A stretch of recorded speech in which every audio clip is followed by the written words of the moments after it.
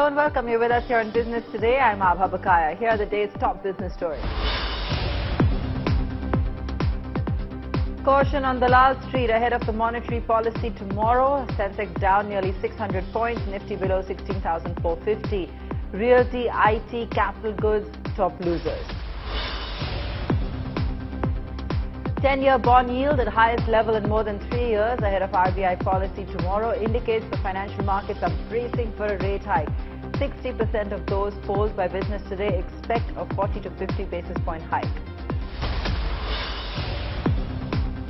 LIC continues to disappoint investors. Share plunges 3% in trade today. With today's fall, shareholders lose 1.23 lakh crores in 16 sessions. It's a big Business Today TV exclusive. Top officials tell us the government is looking at changing the definition and ambit of virtual digital assets. New guidelines could be issued very soon. This could be the break crypto investors were looking for. Could be the end of the road for the notorious Gupta brothers who went from Saharanpur to Durban to Dubai, accused of massive scams in South Africa. They've been arrested in the Emirates and could be extradited very soon.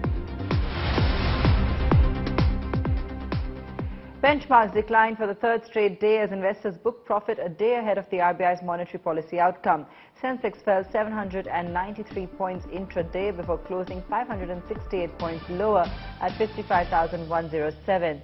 Though the Nifty 2 slipped 153 points, it did manage to hold on to the crucial 16,400 mark. So what weighed on investor sentiment today? The street anxiously awaited the result of RBI's MPC meet.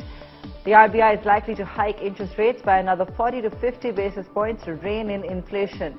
Persistent rise in crude oil prices is a cause of concern for investors. The street is keeping a close eye on CPI inflation and also US inflation, which is expected on Friday. Consumer durables, realty, IT and financials among the worst hit pockets with Titan, UPL, Dr. Reddy's, Britannia, L&T shedding between 3 to 4%. Meanwhile, insurance behemoth LIC continue to disappoint, shares hitting an all-time low at 751. At the current level, the stock is available at a discount of around 21% to its IPO price. Finance Minister Nirmala Sitharaman has hailed retail investors in the equity market, saying they are playing the role of shock absorbers at a time foreign portfolio investors are pulling out of India. The minister said the pandemic witnessed a very significant increase in retail investor numbers. Listen in to the FM speak at the Azadi Ka Amrit Mahotsav celebrations. During the pandemic, the very significant increase in retail investor numbers in India.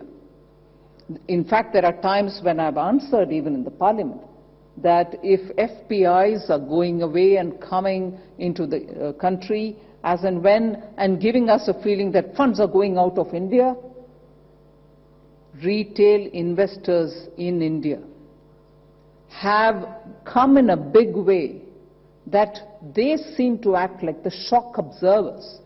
If FPIs went away, FIIs went away, our markets did not really have to show the ups and downs in a very distinct way because the small investors in the country have come in a big way, trickling into the country. And that is one of, I would think, in the 75th year for us to be able to say that Indian investors, the small and the big and everybody, are coming into the market and coming in with greater awareness. Oil companies outperformed in the weak market. Higher crude oil prices and benchmark Singapore gross refining margins hitting a record high buoyed the stocks. The OMCs were a happy bunch today, also on the back of reports suggesting that India is looking to double down on its Russian oil imports. The state-owned refiners are now more eager to take heavily discounted supplies from Rosneft. As per reports, India is looking to finalize and secure new 6-month supply contracts. ONGC rose nearly 5% in trade today. Mangalore Refinery and Petrochem was up a whopping 20% and Chennai Petroleum 14% in trade. Pharma major Dr. Reddy's down over 3% on fear of increased competition. Credit Suisse has come up with a report which says that there is a new competitor for Suboxone, which is an important product for the company. Aveva, an affiliate of pharma company Apotex, has received the ANDA approval for Suboxone. Moreover, Aveva can potentially be launched immediately, which will cause more competition for Dr. Reddy's. As per Credit Suisse, the impact on Dr. Reddy's would be through lower pricing. Brokerage house has also initiated a neutral rating for DRL with a target price of 4,465 rupees. Shares of PB Fintech, the parent company of Policy Bazaar, nosedive nearly 12% after the company's CEO, Yashish Dahiya, sold over 37 lakh shares via bulk deals. In fact, the shares are a downward slope for the past 1 week, tumbling over 12%. Post the share sale, Dahiya's stock holding has declined to about 4.6% from around 5.45% currently. As per company, the proceeds from this share sale will be used to meet tax expenses on ESOP gains for the chairman. The fintech major assured investors that no further share sales are planned for at least 1 year. The RBI governor will be announcing the decision of the Monetary Policy Committee tomorrow, and a rate hike does seem imminent. In fact, a BT poll shows that all market participants are expecting a 40 to 50 bips hike. The RBI is likely to increase key rates, focusing more on inflation than on growth. Let's head across to Sakshi Batra on what those expectations are from this MPC meet. In under 12 hours from now, RBI Governor Shakti Kanta Das will present the policy decisions of the June 6 to June 8 meeting of the Monetary Policy Committee, and here's what you can expect. Well, we'll need to brace for higher rates, as there is a wide expectation that the RBI will continue to hike the repo rate after a 40 basis points hike that we've seen already in an off-cycle raise. Now, the expectations range anywhere between 25 to 50 basis points this time around. Our BT poll indicates that 41% of the participants believe the RBI will go with a 25 bips hike. Also, a 25% respondents believe that there could be a 40 basis points hike this time around, while a 34% section of the participants believe that RBI could hike the repo rate by 50 basis points this time. Now, a rate hike will not be surprising, as the move will be in tandem with what the central banks across the world are doing to tame inflation. Look at the Australian Central Bank, for example. Just yesterday, they have raised their interest rates by 50 basis points as well. Talk about the US Federal Reserve, that has been aggressively doing the rate hikes as well to tame the red-hot inflation, which is at a 40-year high for them. And it is a priority for economies worldwide and for India as well, as inflation back home has surged across the board, making everything from groceries to electronics quite expensive for the common man right here. Now, analysts also expect that the central bank will raise the inflation projection for the ongoing fiscal year from 5.7% earlier to a more realistic number above the 6% mark as well. Now, most economists do rule out another hike in the liquidity measure CRR this time around. Now, what could a rate hike really mean for the common man, as well as an immediate effect on loans and EMIs, where all of those will be set to rise from here on, as banks will continue to raise the home loan rates. All your new auto loans and personal loans will also get expensive in tandem with the rate hikes too. But the big question that we have been constantly asking is that why are the deposit rates not really rising in tandem with the lending rates right now? Well, while banks have immediately passed on the hike in the repo, in fact, in a lending rate as well, but the deposit rates have not really moved as much. Experts here believe that deposit rates will not move so soon, as the market continues to have surplus liquidity even now, and banks don't see the need to attract more deposits as of now as well. So, in a way, savers like you and me will continue to suffer widening negative real interest rates amid the spiraling inflation. Thanks for that, Sakshi. While the monsoon may have arrived in India, summer heat has torched parts of central and northwestern India with temperatures as high as 45 degrees Celsius or more. There is no respite in sight for the residents of Delhi and NCR. Even the hilly areas are reeling under the scorching sun. With food inflation soaring high, a normal monsoon is a ray of hope usually for the economy. Though the Met Department expects it to be normal, it does seem to be getting off to a rocky start. When will Central India get some respite? Joining us now is GP Sharma from SkyMed. Mr. Sharma, take us through the pace of the monsoon and what's worrying you as we advent into June. See, the monsoon, as of now, it never made a kickstart. Though it was announced almost about 10 days back, 29th of May. And as of today, it's not a very good news on the monsoon front because it's very slow, rather slow. Spread is also a little poor. And overall, starting with 1st of June, in the week from 1st to 7th of June, there is a deficiency of 37%. Mind you, it's a huge deficiency. And the monsoon, which starts off with the southern parts of the peninsula, there also the rains are rather well below the average. Deficiency of almost about 20%, at places even more than that. Central parts and northern parts, in any case, it's huge. It's more than 80%. In any case, the monsoon arrives over northern parts a little late. And in any case, nowadays, the heat wave is going on over the northern parts. Hardly any rains. Deficiency for northwestern parts, almost 94% as of now. So, monsoon is going to take a little time to, I will say, make a good start over southern India. Right. What about the kind of impact this is going to have if we see a sustained slow monsoon, whether it be on kharif crop sowing, on rural demand or inflation?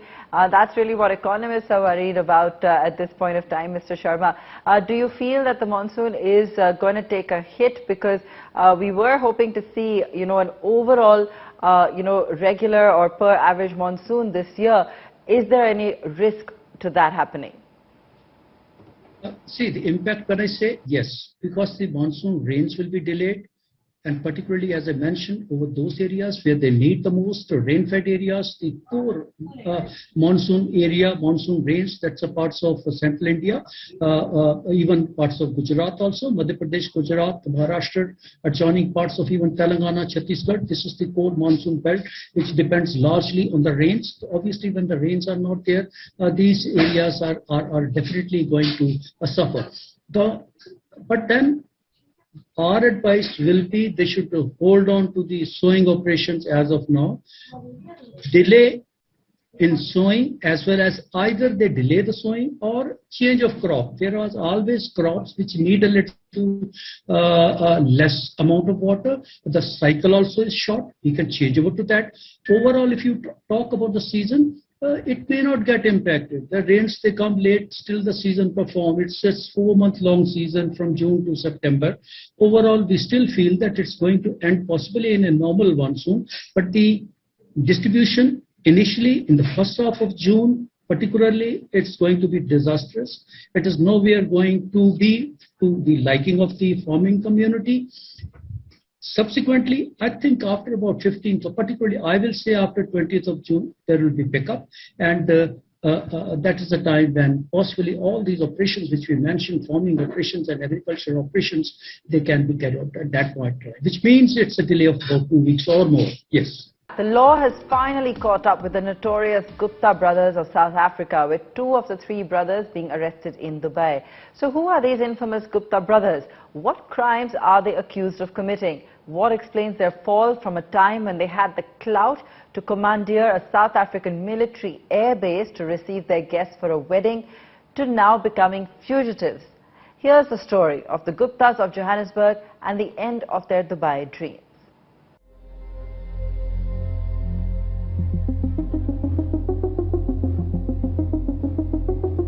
The Sahara estate in Saxonwold, Johannesburg was a compound of at least 4 mansions and home to the Gupta brothers of UP Saharanpur, Ajay, Rajesh and Atul.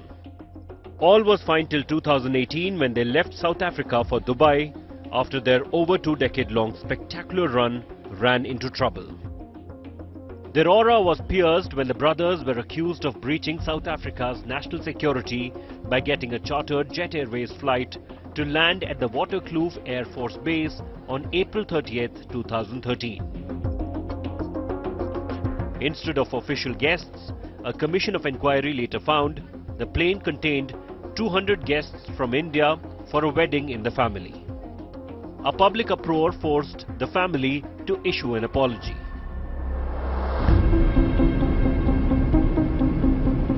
Cut to June 2019, the Himalayan resort town of Auli was the venue of yet another over-the-top family wedding.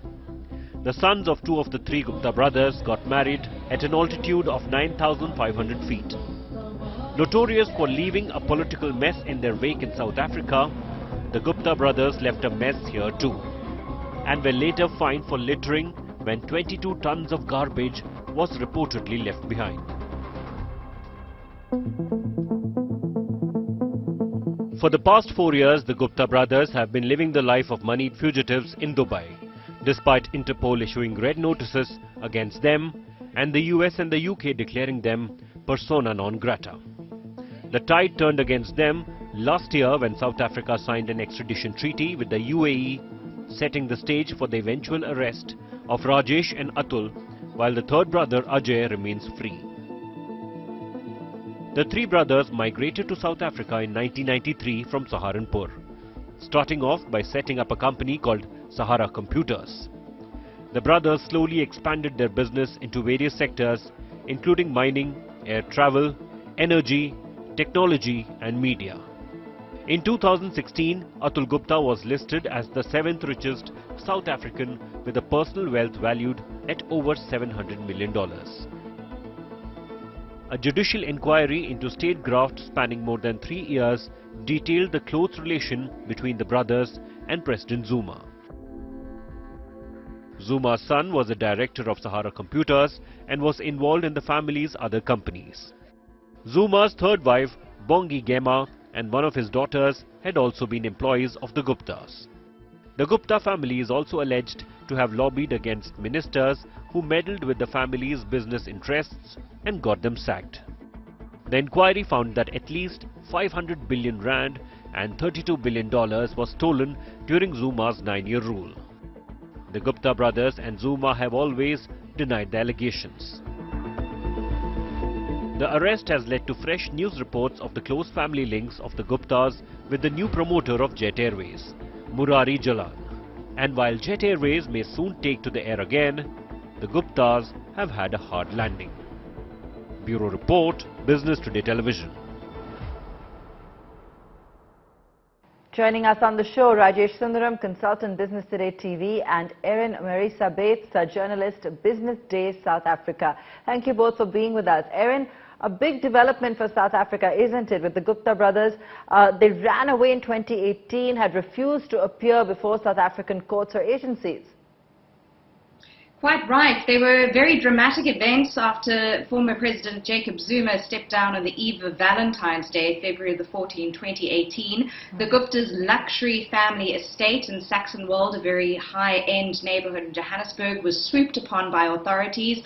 The trio of leading brothers in that family, Rajesh, Atul and Ajay, all fleeing the country. We haven't seen them since, and our law enforcement agencies and our national authorities have been pursuing them over alleged state capture that is stealing a slew of money from the state through various mechanisms and various shenanigans, leveraging that relationship they had with Zuma and his family. All right. Rajesh, there have been so many hearings of the judicial investigation into, as Erin put it, state capture. How deep-rooted was their influence in the Jacob Zuma government? And, it's said that they decided on ministerial appointments and really went to that extent of influence. Well, the state capture, there is a judicial probe that's happening headed by the deputy head of the Supreme Court of South Africa, the Zondo Commission. And there have been testimonies by various people who've spoken about the kind of influence they had, not just in creating policy, but also choosing who would be part of the cabinet, who were the people who were reluctant to follow their cues and who had to be removed from there. And also it's estimated that about $32 billion US, they're accused of looting that and moving out of the country. So the scale, it affects every public sector enterprise of the South African government, from coal to aviation to mining. The entire sweep was involved with this, and it's really the taxpayers of South Africa, whose money this was, and $32 billion is what they're accused of looting. Wow. How much of a role, Erin, did the 2019 sanctions on the brothers by the US Treasury, similar action by the UK authorities, and then the recent FATF action on the UAE play in the arrest of 2 of the 3 brothers? Well, I think we need to distinguish the US Treasury, of course, sanctioning the Gupta brothers and their close associate Salim Essa, and that was based, we understand, on information gathered from a singular hard drive which drew information from the Sahara Computers server. Of course, the Gupta brothers arrived in South Africa in the 1990s. They kind of got their shoe in with government supplying laptops and building up Sahara Computers, and from there their empire really just mushroomed to the point where they were allegedly running meetings out of our president's very office. So the US Treasury action, the action by the UK authorities, and then the work that the South African authorities have been doing with partners in the UAE to get the Guptas extradited are relatively separate, although of course all based on the same facts, the same evidence, which at least to the US Treasury, the UK authorities, and the South African National Prosecuting Authority provides concrete basis for charging 2 of the 3 brothers. I think one of the questions that many South Africans will be asking is, why has RJ, considered the patriarch of the family, not been issued a red notice and is not in line to be indicted too? It's only Atul and Rajesh Tony who have been charged in relation to actually a pretty small matter of corruption in comparison with the figure that Rajesh Sundaram cited there, and of course the figures we know. As he said, the alleged corruption and state capture the Guptas committed in cahoots with the very top echelons of South African government and the head of state ran across different state enterprises, aviation, military, rail, infrastructure across the board, and the actual matter that they're being hooked in here on is relatively small, but if it gets them back, I think for a lot of South Africans that might be the best thing.